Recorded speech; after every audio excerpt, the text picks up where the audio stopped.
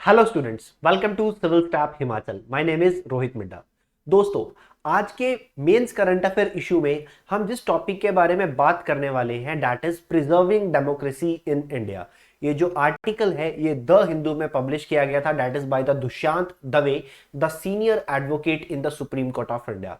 तो इस आर्टिकल में हम किस किस चीज की बात करने वाले हैं? The first thing is the political democracy in India, the parliamentary democracy in India, the functions of the whip, and the most important thing, the requirement of opposition in the democracy or in the parliamentary system of government।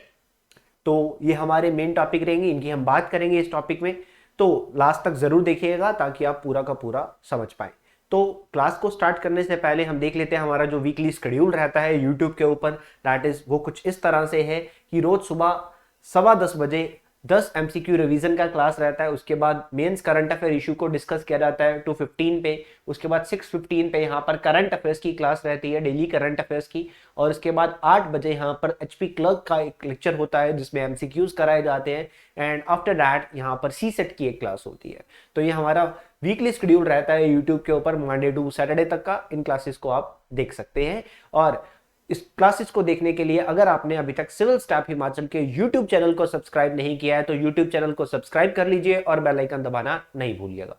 चलिए, अब इस article की जब हम बात करते हैं तो इस आर्टिकल में the first most important the headline जो थी वो ये थी, the presence of a vigilant opposition is necessary not just for the vibrant democracy but for its very survival. यानी कि ऑपोजिशन का होना बहुत जरूरी है। ऑपोजिशन के चलते हुए ही जो डेमोक्रेसी का मेन पर्पस है उसको सर्व किया जा सकता है।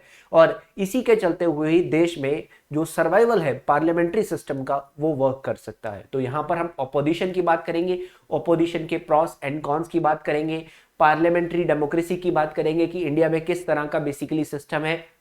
और यहां पे हम बात करेंगे विप की कि विप क्या होता है और इसके क्या क्या फंक्शंस यहाँ पे वर्क करते हैं। और इस आर्टिकल के बारे में फर्दर हम थोड़ा सा जानेंगे कि हम इन चीजों की बात अभी क्यों कर रहे हैं। तो देखिए, भारत ने यहाँ पर पार्लियामेंट्री सिस्टम अपनाया, प्रेसिडेंशियल सिस्टम नहीं अपनाया, क्योंकि यहाँ पर दो तरह के सिस्टम यहाँ पर किसी भी देश में वर्क करते हैं, या तो पार्लियामेंट्री सिस्टम होता है या प्रेसिडेंशियल सिस्टम होता है। आगे हम बात करेंगे, दोनों में डिफरेंस की बात भी करेंगे। Baba Saheb Ambedkar, the father of Indian constitution, इन्होंने यहां पर बोला a democratic executive must satisfy two condition, की दो कंडीशंस को सेटिस्फाई करना बहुत जरूरी होता है। पहले कि जो डेमोक्रेटिक एग्जीक्यूटिव होगा वो स्टेबल एग्जीक्यूटिव होना चाहिए, और द सेकंड थिंग इज वो रिस्पॉन्सिबल एग्जीक्यूटिव भी होना चाहिए। बट इन टूडेज वर्ल्ड, आज के टाइम पे इंडिया में पॉलिटिक्स के चलते हुए बेसिकली इन दो चीजों को, इन दोनों टर्म्स को बराबरी पे, इक्वल कैटेगरी में, इक्वल स्टेज पे प्रोवाइड कर पाना बहुत मुश्किल है, इम्पॉसिबल है। तो ये this is not possible to devise a system which can ensure both in equal degree. तो बेसिकली इन चीजों की बात क्यों कर रहे हैं हम? क्योंकि महाराष्ट्र में बेसिकली हम सब जानते हैं अभी कि इलेक्शंस के चलते हुए क्या हुआ, उससे पहले कर्नाटका, तमिलनाडु, एंड इन सब सिचुएशंस के साथ साथ बहुत सारे ऑपोजिशन लीडर्स का अरेस्ट होना। तो इन सब चीजों के अलावा यहां पर किस तरफ हम मूव ऑन कर रहे हैं, दैट इज ऑपोजिशन मुक्त भारत की तरफ हम मूव ऑन कर रहे हैं। बट द पॉइंट इज, किसी भी देश के सर्वाइवल के लिए जहां पर पार्लियामेंट्री सिस्टम चलता है वहां पर सर्वाइवल के लिए ऑपोजिशन का होना, स्ट्रॉन्ग ऑपोजिशन का होना बहुत जरूरी होता है। The former prime minister of India Shri Atal Bihari Vajpayee, इन्होंने अपने भाषण में कई बार बोला कि देश में जब तक स्ट्रॉन्ग ऑपोजिशन नहीं होगी तब तक देश तरक्की नहीं कर सकता, क्योंकि ये ऑपोजिशन ही है जो सरकार की जो त्रुटियां होती हैं, जो कमियां होती हैं, उनको निकाल कर इंप्रूव करने में सहायता करती है। तो ऑपोजिशन मुक्त भारत नहीं, स्ट्रॉन्ग ऑपोजिशन का होना बहुत जरूरी है एक देश में। तो हम आगे बढ़ेंगे और बात करेंगे यहाँ पर किस टाइप के सिस्टम्स यहाँ पर दुनिया में चलते हैं। तो सबसे पहले हम बात करेंगे पार्लियामेंट्री सिस्टम ऑफ गवर्नमेंट की। पार्लियामेंट्री सिस्टम ऑफ गवर्नमेंट में दो तरह के एग्जीक्यूटिव्स होते हैं। सबसे पहले यहां पर नॉमिनल एग्जीक्यूटिव होता है जो कि हेड ऑफ द स्टेट यहां पर मानते हैं, जस्ट लाइक प्रेसिडेंट। और दूसरा रियल एग्जीक्यूटिव होता है, just like that is prime minister, जो कि हेड ऑफ गवर्नमेंट होता है। अब ऐसे सिस्टम में जो प्रेसिडेंट होता है वो एक मोनार्च की तरफ सिर्फ सेरेमनीज में इनवाइट किया जाता है, उसके पास पावर्स नहीं होती। इफेक्टिव पावर्स, रियल पावर्स जो होती है वो सारी की सारी पावर प्राइम मिनिस्टर्स के पास होती है। बहुत सारी कंट्रीज है दुनिया में जिनमें पार्लियामेंट्री सिस्टम चलता है, जस्ट लाइक इंडिया, ठीक है, Portugal, Germany, Italy, Japan, UK, बहुत सारी कंट्रीज में इसको वर्क करता है ये। उसके बाद हम आगे इसकी बात करें तो बेसिकली इंडिया में पार्लियामेंट्री सिस्टम ऑफ गवर्नमेंट चलता है, चाहे वो सेंटर की बात करें चाहे स्टेट की बात करें। अगर हम आर्टिकल्स की बात करें तो article 74 and article 75 of Indian constitution that deal with the parliamentary system of government at the centre at the union level, and article 163 article 164 की जब हम बात करते हैं तो ये यहां पर स्टेट्स में पार्लियामेंट्री सिस्टम के लीगल प्रोविजंस को लेकर वर्क करता है। पार्लियामेंट्री सिस्टम ऑफ गवर्नमेंट में एग्जीक्यूटिव रिस्पॉन्सिबल होता है लेजिस्लेचर को, एग्जीक्यूटिव जो भी पॉलिसीज या एक्ट बनाता है उन सब चीजों को लेकर वो लेजिस्लेचर को रिस्पॉन्सिबल होता है। जबकि प्रेसिडेंशियल सिस्टम में ऐसा नहीं होता। प्रेसिडेंशियल सिस्टम में एक ही एग्जीक्यूटिव होता है, वो होता है राष्ट्रपति, प्रेसिडेंट ही हेड ऑफ स्टेट होता है, प्रेसिडेंट ही हेड ऑफ गवर्नमेंट होता है। Just like United states of America में क्या होता है, दैट इज प्रेसिडेंट होता है, प्राइम मिनिस्टर नहीं होता है, वो प्रेसिडेंट ही हेड ऑफ स्टेट है, प्रेसिडेंट ही हेड ऑफ गवर्नमेंट है। और ऐसे सिस्टम में जो एग्जीक्यूटिव होता है वो अपनी पॉलिसीज या एक्ट्स को लेकर यहां पर लेजिस्लेचर को रिस्पॉन्सिबल नहीं होता है, क्योंकि सारी कॉन्स्टिट्यूशनल पावर्स उसके पास खुद होते हैं, वो कॉन्स्टिट्यूशनली इंडिपेंडेंट होता है लेजिस्लेचर की टर्म्स में। ये होता है प्रेसिडेंशियल सिस्टम। अब भारत में हम पार्लियामेंट्री सिस्टम को चलाते हैं, उसके अंदर वर्क करते हैं। अब पार्लियामेंट्री सिस्टम होने के क्या क्या फायदे यहां पर हम देखते हैं कि क्या क्या इसके बेनिफिट्स हो सकते हैं। तो सबसे पहले तो डाइवर्स रिप्रेजेंटेशन रहता है अगर हम पार्लियामेंट्री सिस्टम में देखो। अब जब राष्ट्रपति सिस्टम होता है, प्रेसिडेंट सिस्टम होता है, तो प्रेसिडेंट सिस्टम में तो एक बंदा जो राष्ट्रपति के तौर पे बैठा हुआ है वही हेड ऑफ स्टेट है, वही हेड ऑफ गवर्नमेंट है, वो वर्क करता है। But parliamentary system of government में यहां पर पार्लियामेंट में सेवरल मेंबर्स होते हैं, ठीक है। और वो जो सेवरल मेंबर्स होते हैं, जस्ट लाइक हम भारत की बात करें तो भारत में अब 28 राज्य हैं, 8 केंद्र शासित प्रदेश हैं।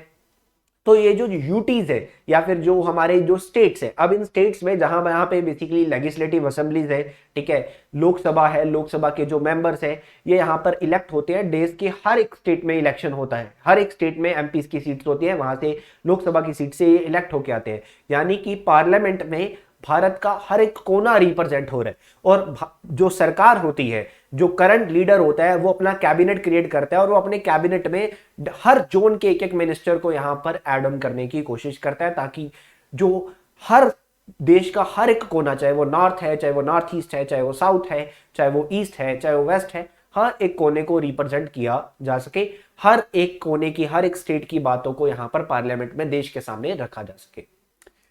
तो this is the very main benefit of the parliamentary system. The next benefit is the basic structure of the constitution.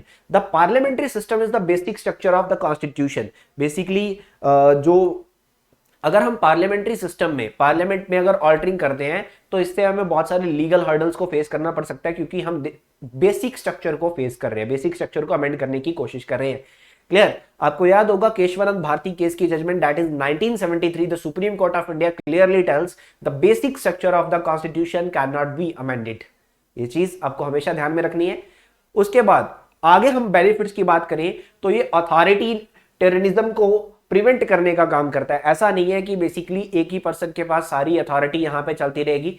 यहां पर नो कॉन्फिडेंस मोशन की एक प्रावधान यहां पे रखा गया। नो कॉन्फिडेंस मोशन हम सब जानते हैं कि अगर ऑपोजिशन पार्टीज को ये लगता है कि जो करंट रूलिंग पार्टी है इसके पास मेजॉरिटी नहीं है, तो यहां पर ऑपोजिशन के 50 मेंबर अगर साइन करके दे दें लोकसभा के अंदर कि ये जो करंट गवर्नमेंट है यहां पर इनके पास मेजॉरिटी नहीं है, तो नो कॉन्फिडेंस मोशन का जो प्रस्ताव है वो यहां पर चल जाता है। उसके बाद यहां पर जो करंट लीडर होता है रूलिंग पार्टी का, वो यहां पे प्रूव करता है अपनी मेजॉरिटी। क्लियर? हालांकि प्रेसिडेंशियल सिस्टम में ऐसा नहीं होता, क्योंकि जो पावर है वो यहां पर एक ही हाथ में होती है, वो एक ही हाथ में होती है। उसके बाद the next is better coordination. Basically यहां पर जो सरकार होती है, जो कैबिनेट होता है, तो कैबिनेट जो होता है वो यहां पर कानून बनाया जाता है, कानून के साथ जो लॉ है उनको यहां पर एक्ट बिल बनाए जाते हैं, फिर उसको पार्लियामेंट में लेके आते हैं, उसके ऊपर चर्चा होती है। चर्चा करने के बाद वो लॉ जो है वो पास होता है, और वो बिल जो पास होता है तो फिर वो लॉ बनता है। तो इससे चलता क्या है कि अगर कोई भी लॉ यहां पर बन रहा है तो वो बेटर कोऑर्डिनेशन के साथ, जब तक मेजॉरिटी के साथ पास नहीं होगा तब तक वो लेजिस्लेचर की सपोर्ट के बिना यहां पर कानून नहीं बन सकता। तो इसलिए यहां पर मेजॉरिटी के साथ ये बिल बनता है, तो बेटर कोऑर्डिनेशन के साथ यहां पर कानून बनाए जाते हैं और यहां पे वर्क चलता है, that is in the parliamentary system of government.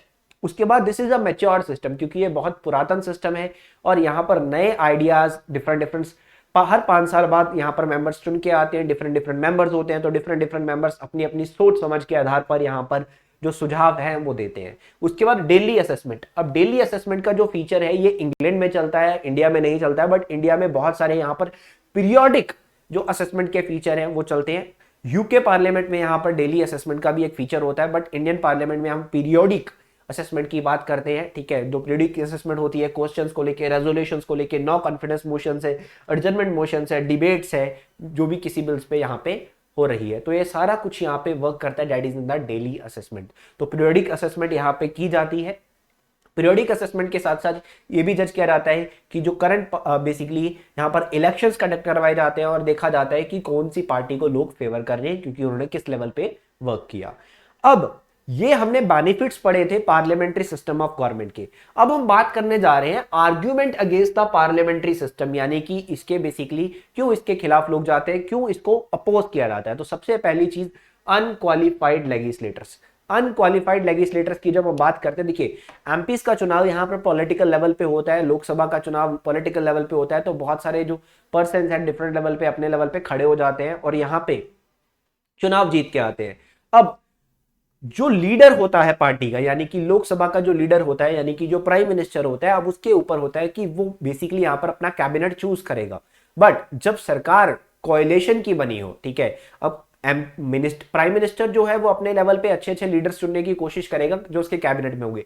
But जब यहाँ पे सरकार कोएलिशन की बनी हो तो उस टाइम पे यहाँ पर उनको दूसरी पार्टीज को भी रिप्रेजेंट करना पड़ता है, तो यहाँ पर कुछ अनक्वालिफाइड लेजिस्लेटर्स को भी यहाँ पर कैबिनेट में दर्जा दिया जाता है। तो ये एक लैक है यहां पर पार्लियामेंट्री सिस्टम का, अनक्वालिफाइड लेजिस्लेटर।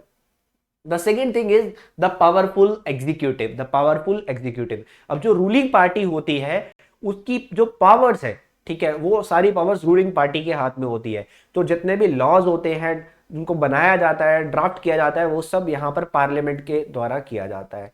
अब ये जो लॉज बनते हैं, ठीक है, अब इनको पास करवाना डिपेंड करता है कि गवर्नमेंट में कितने मेंबर्स उस बिल की सपोर्ट में जा रहे हैं। बट आज के टाइम पे यहां पर उस बिल को पास करना बहुत मुश्किल कई बार हो जाता है, कई बार बहुत आसानी से वो बिल पास हो जाते हैं। तो यहां पे एक पर्सन की हम बात करते हैं, व्हिप।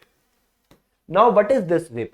व्हिप एक पर्सन होता है जो पॉलिटिकल पार्टीज के द्वारा अपॉइंट किया जाता है। अब पार्लियामेंट में हर पार्टी अपनी तरफ से, चाहे वो रूलिंग पार्टी है चाहे वो अपोजिशन पार्टी है, अपना एक व्हिप अपॉइंट करते हैं। वो व्हिप क्या करता है? वो व्हिप पार्लियामेंट के अंदर उनके मेंबर्स के बेसिकली जो उनका डिसिप्लिन होता है उसको मेंटेन करने की कोशिश करता है। यानी कि बेसिकली उसके कितने मेंबर्स वहां पे प्रेजेंट है, उनकी अटेंडेंस को लेकर ध्यान देता है कि मेरी पार्टी के कितने मेंबर यहाँ पे आ रहे हैं। सेकेंडरी चीज बेसिकली उनका बिहेवियरल डिसिप्लिन मेंटेन किया जाता है कि अगर कोई बिल है, पार्टी जिस फेवर में बिल पे साइन करने को बोल रही है वो उसी बिल पे साइन करना पड़ेगा, अदरवाइज उनको डिस्क्वालीफाई कर दिया जाता है।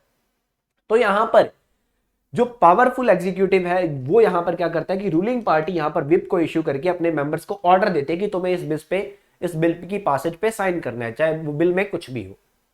क्लियर? अब व्हिप का अगर तुम नहीं मानते, व्हिप की बात तुम नहीं मानते हो, तो यहां पर तुम डिस्क्वालिफिकेशन की तरफ बढ़ रहे हो क्योंकि तुम अपनी पार्टी के खिलाफ जा रहे हो। तो इसी के चलते हुए एमपीज क्या होते हैं, ये ब्लाइंडली वोट करते हैं जहां जहां पे इनकी पार्टी बोलती है। So this is the lack of the parliamentary system, that is the powerful executive. The next is the fickle legislative majority. This is again a lack. अब फिकल लेजिस्लेटिव मेजॉरिटी की जब हम बात करते हैं, अब देखिए लेजिस्लेटिव मेजॉरिटी, अब पार्लियामेंट हमारे पास क्या कहती है कि बेसिकली जिस पार्टी के पास मेजॉरिटी होगी उसकी सरकार बनती है। उसके बाद बहुत सारी अमेंडमेंट्स जो होती हैं वो सिंपल मेजॉरिटी के साथ होती है, बहुत सारी अमेंडमेंट्स जो हैं वो स्पेशल मेजॉरिटी के साथ होती है। सिंपल मेजॉरिटी यानी कि half of the member, special majority it means 2/3 of the member present and eligible for voting. तो बहुत सारे मेंबर्स जो हैं यहां पर वर्क करते हैं कि बेसिकली गवर्निंग के ऊपर नहीं, उनका फोकस होता है कि हम टिके रहे। अब टिके रहने के लिए उनको अपनी पार्टी की बात माननी पड़ती है, ठीक है। सरकारें जो है वो कोएलिशन करती हैं ताकि वो टिके रहें, अपने आप को बरकरार रखने के लिए।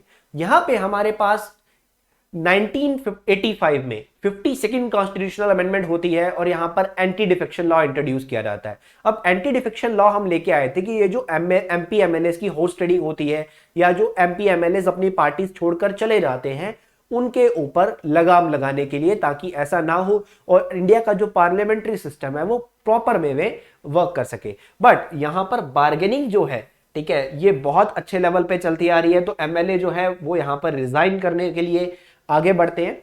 तो अगर होता क्या है कि ऑपोजिशन वाले उनको सपोर्ट करते हैं और यहाँ पर सरकारें जो है वो टिकी रहती है, चलती रहती है, और जो लेजिस्लेटिव मेजोरिटी है ये फिकल करती रहती है कि एक पार्टी का मेंबर दूसरी पार्टी में चला गया, और बहुत सारा जो लेजिस्लेटिव यहाँ पर एंटी डिफेक्शन लॉ है। अब एंटी डिफेक्शन लॉ का प्रोविजन कुछ इस तरह से है कि जिस हाउस का वो मेंबर है, चाहे वो स्टेट लेजिस्लेटिव असेंबली है, चाहे वो लोकसभा है, चाहे वो राज्यसभा है, उसका जो प्रिसाइडिंग ऑफिसर है उसके ऊपर टिका होता है निर्णय जो होता है उसकी डिफेक्शन का, वो उसके ऊपर होता है।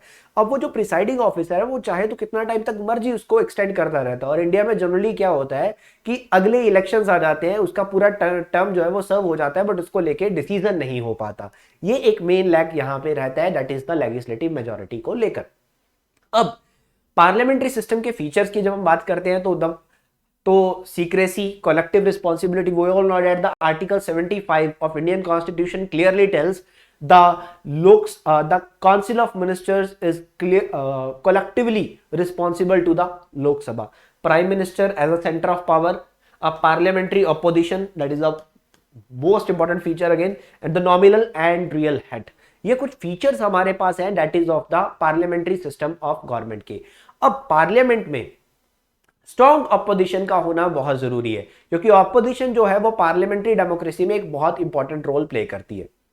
अब सबसे पहला फीचर जो है, ताकि कोई भी परमानेंट पार्टी पावर में ना रहे। अब देखिए, पहले सालों तक कांग्रेस पार्टी ने राज किया, आज बीजेपी कुर्सी पे बैठी हुई है, और कुछ दिन पहले हमारे जो होम मिनिस्टर हैं उन्होंने बोला कि अगले 30-40 साल बीजेपी के हैं। बट अगर आपको अच्छे वे में प्रशासन चलाना है, देश चलाना है, तो पार्लियामेंट्री डेमोक्रेसी में कोई भी परमानेंट पार्टी पावर में नहीं रहनी चाहिए, यानी कि बेसिकली यहां पर कोई परमानेंट पार्टी कई सालों तक नहीं टिकनी चाहिए। यहां पर बदलाव होना बहुत जरूरी होता है ताकि आप अच्छे वे में काम चला पाओ। तो ऑपोजिशन भी यहां पर एक इंपॉर्टेंट रोल प्ले करती है। ऑपोजिशन का काम होता है कि वो खुद को स्ट्रांग और क्रेडिबल बनाए। The necessity of vigilant opposition, इस बारे में हमने पहले भी बात की, क्योंकि हमने इस टॉपिक की शुरुआत ही इस चीज से करी थी। The importance of a vigilance opposition is necessary. The presence of vigilant opposition is necessary not just for the vibrant democracy but for its very survival. उसके बाद the duty assigned by the constitution opposition को ये duty देता है कि ये opposition का काम है कि सरकार की गलतियों को सुधारने के लिए उसके अगेंस्ट यहाँ पर बात करें, पार्लियामेंट के अंदर मुद्दे उठाए जाएं। तो इसी के चलते हुए पार्लियामेंट्री सिस्टम यहाँ पे बनाया गया है। अगर ऑपोजिशन ही नहीं होगी तो सरकार यहाँ पर कुछ भी करती रहेगी। बट यहाँ पर एक और चीज का ध्यान यहाँ पे रखा जाता है कि कमियां निकालने का मतलब ये नहीं कि आप प्राइम मिनिस्टर को टारगेट करते रहे, उस करंट पार्टी का जो लीडर है आप उसको टारगेट करते रहे। आपको बिल में कमियां निकालनी है, आपको लीडर्स में कमियां नहीं निकालनी है, आपको बिल्स में कमियां निकालनी है, उनके काम में कमियां निकालनी है। और इंडिया में यहाँ पर कुछ उल्टा थोड़ा सा चलता रहता है।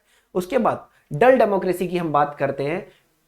इफेक्टिव ऑपोजिशन के बिना जो डेमोक्रेसी है ये डल हो जाएगी, इसलिए इफेक्टिव ऑपोजिशन का होना बहुत जरूरी है। Lost of public trust in democracy, अब जब तक बेसिकली यहाँ पर लेजिस्लेचर है उसका सही ढंग से काम करना जरूरी है, तो पब्लिक जो है वो तब तक ही लेजिस्लेचर को सही ढंग से काम करना समझती है जब तक यहाँ पर ये अपना काम सही ढंग से करती है।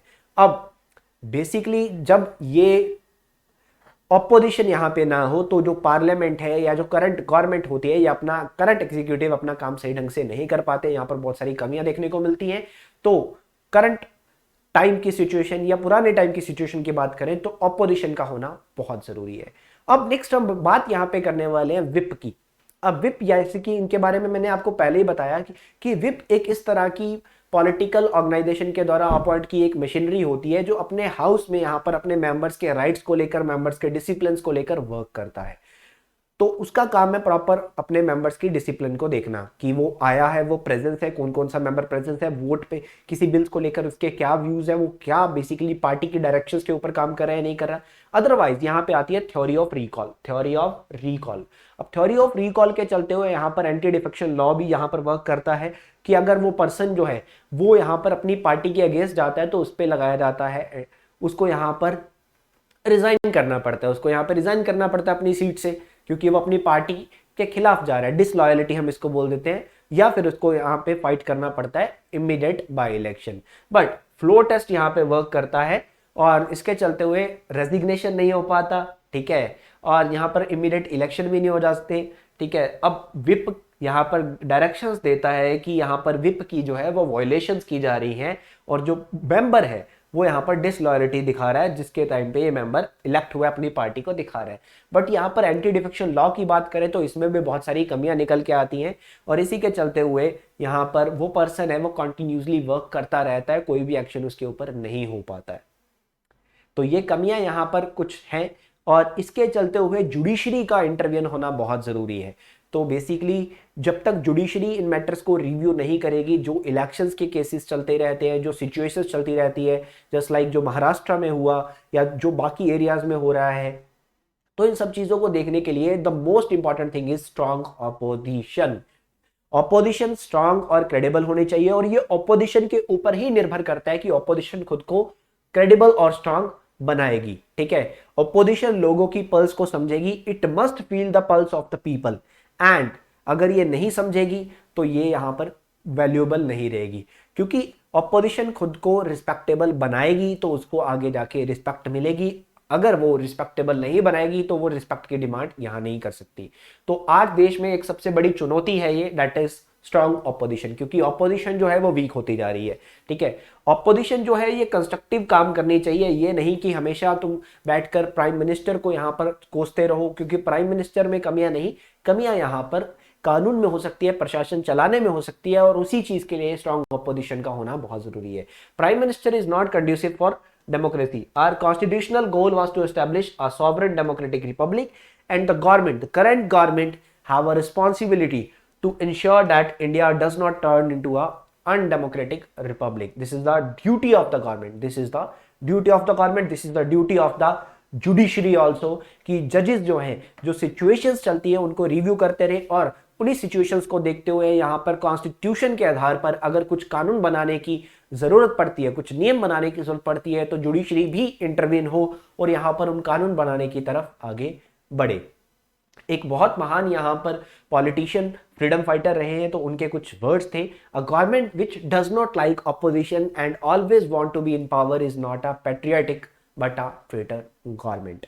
सो सरकारें आती जाती रहती हैं, ये वाजपेयी साहब के शब्द थे, सरकारें आती जाती रहती हैं, ये देश रहना चाहिए, इस देश का लोकतंत्र रहना चाहिए और भारत रहना चाहिए।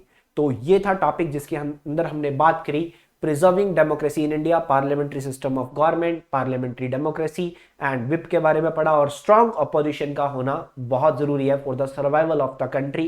एंड ऑपोजिशन का काम है कि ऑपोजिशन खुद को स्ट्रॉन्ग और क्रेडिबल बनाए, ताकि जो सिचुएशन देश फेस करता है पॉलिटिकल पावर्स के द्वारा उन सबको स्ट्रॉन्ग किया जाए। यहाँ पर ये आर्टिकल जिसके बारे में हमने बात करी, ये मैंने आपको पहले भी बताया कि एक द हिंदू का आर्टिकल था जिसको हमने डिस्कस किया है हमारे पेपर पॉइंट ऑफ व्यू से।